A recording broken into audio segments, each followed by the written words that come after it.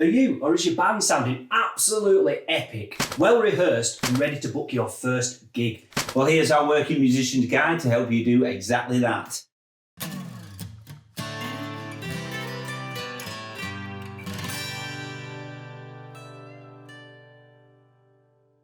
So before we dive into this video, if you value content like this from a couple of working musicians, then please consider subscribing, smash that like button, and also hit the bell icon so you're notified every single time we make a new upload.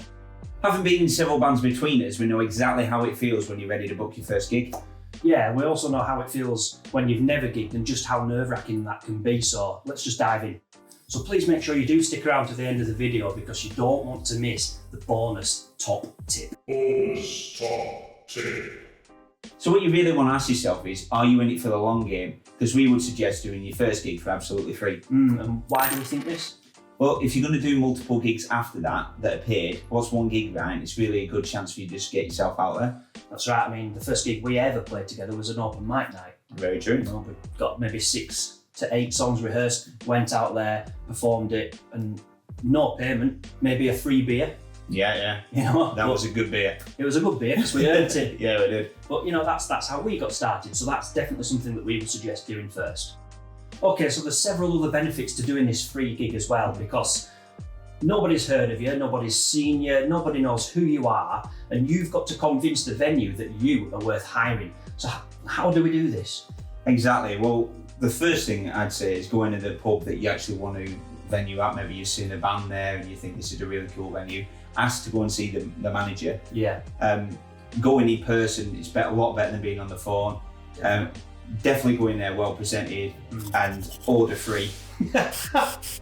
We know what us musicians are like. We don't want to be stinky. No. You know. No. So yeah, that always helps, and it's always good to put a face to the name as well.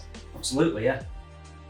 So once you've had this discussion with the manager, if all goes well, tell them that you'll play for free, that it's your first gig, and because it's your first gig, you're going to have lots of family and friends that are going to come and support you and going to come and watch you. Exactly, and that's music to the manager's ears. Because all he's thinking really is, well, A, free entertainment, and B, beer sales. Beer sales, of course. You know, you're going to pack out a pub with family and friends, and he's going to think, oh, brilliant, loads of money and a free gig. Absolutely, and if you perform this gig as well as you can and you feel you've done really well, they may get you back for a paid gig. Okay, so hopefully that should have secured you your first gig. It's a pretty simple tip, but you know, if it hasn't, try another venue. There's thousands out there, and sometimes, you know, playing further afield, away from home, may be beneficial because there's not going to be as many people there that you feel nervous in front of. So you get them stage nerves out of the way first. So that's just one other little hot tip. Following this process should help you eliminate the need to put scratchy demos and poor quality videos up on your socials just to hope that someone might see you and give you a gig. Yeah, it's never good, is it? You might be able to put your phone out there for someone to watch. You know, you set it up in rehearsal, think, oh, we'll try and send this out. But I mean, seriously, how many times have you seen people say, check out this video, they show you it, the sound's so distorted, or the video quality is quite pixelated and poor. You never ever look at that video and think, blooming hell, that's good. You always look at it and, you know, everyone always says, oh, it was so much better when you were there, or it sounded so much better when you were there. So don't do that. No. It could be harmful to you. Yeah, so when this happens, people are very rarely impressed, aren't they? So please don't let this be the first impression that you leave with people. Is anybody out there already gigging musicians that have implemented this method or used a different strategy in order to get gigs? Please let other working musicians know in the comments below.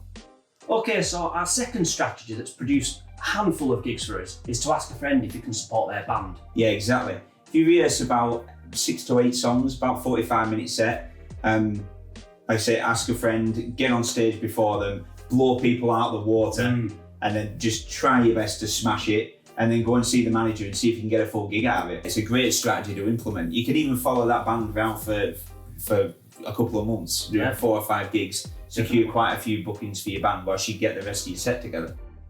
So if you don't have any friends that are in bands, you know, just go out to an open mic night, a jam night, look out for people that you think would suit your style and approach them afterwards. Have a chat with them. You know, you may end up even forming a band with them. But ultimately, if that's something that you're not wanting to do and you already have a band sorted, ask if you can support them. Exactly. And it's a great way to go and support your local community as well. Absolutely. You're making friends along the way, and you usually find you don't really know until you actually get into the music scene how big it actually is. No, it's absolutely right, yeah. Exactly, mate. By also doing this and showing support for your local community, it's going to pay dividends for you and your band, isn't it? Because they're more likely to come and support you. Okay, so once again, if you are getting value out of this, then please consider subscribing to the channel and smash that like button, because we will be making a lot more working musician content just like this. And also, if there's any questions or topics that you'd like us to do in further tip videos, please let us know in the comments below. We'll do the best to get this content out to you. And now to the final tip of this video, and one that's a personal favourite of ours, is to play at a friend or family's birthday or a charity event. Absolutely. I mean, my first gig as a rock band was actually at the drummer's 40th birthday. But you can cater this to whatever suits. It can be a 21st or an engagement party or something along them lines. Mm-hmm. But, I mean, even Tickety Boo, we played at my 30th birthday. My wedding. Your wedding, absolutely, yeah. Mm-hmm. But it does highlight the possibility.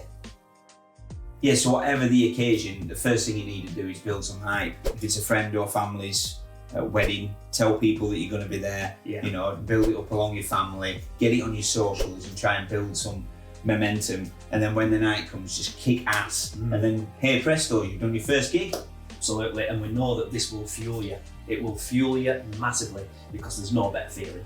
Or once you get on that stage for the first time, all bets are off. That's it. Yeah. Your life will change. There's no better feeling than being on stage. No. So with that said, this leads us to the top tip. Top tip. Which is get somebody to take some decent pictures. Absolutely, and you've worked so hard, haven't you, to get to this point, and for all the demons to get on stage and play and perform. You don't want to finish the night and think, no, I don't have any visual memory of that other than what's in here. You need to make sure you've got somebody taking some cool photos, because not only do you have them then to look back on and think, oh, like a rock star. Yeah. But you've also got it for your socials. So if you do have any other venues then checking out your stuff, they'll see that you have performed before, that you look good on stage, and it's just a great way, isn't it, to give yourself some credibility. It is, and it's also a great way for when you're as musicians, you can fall upon tough times where you think, am I good enough, or am I this and that? And you can always look back on your socials and say, maybe you played a local festival or something like that, and you can look back and go, yeah, you know what, I can do it. Yeah. And it's always good as motivation as well, isn't it? To keep you going. Yeah. And like you say, there's nothing better than going, wow, that's a picture of me on stage first time. Because we still look back on ours, don't we? It's great. It's nostalgia at the end. It is, yeah. Definitely after all these years, it's still great. Yeah. I don't know what the hell we were wearing, but and that blue guitar kicked ass. Yeah, and the hairstyles were amazing. Oh yeah, especially mine. Yeah, so with that being said, stage fright, stage presence, how to actually set up your PA on a stage, mic placement, what guitars, what PAs to get, are just going to be a few of the things that we're actually going to be covering on later videos. So if this is something that would interest you, then please consider subscribing. Click the notification bell so you're notified every time we upload a video, and smash the hell out of that like button. Yeah, and with that said, that's the end of the video. Thanks very much for watching. Until next time, I'm Phil. I'm Rob. We're Tickety Boo. And I hope you are too.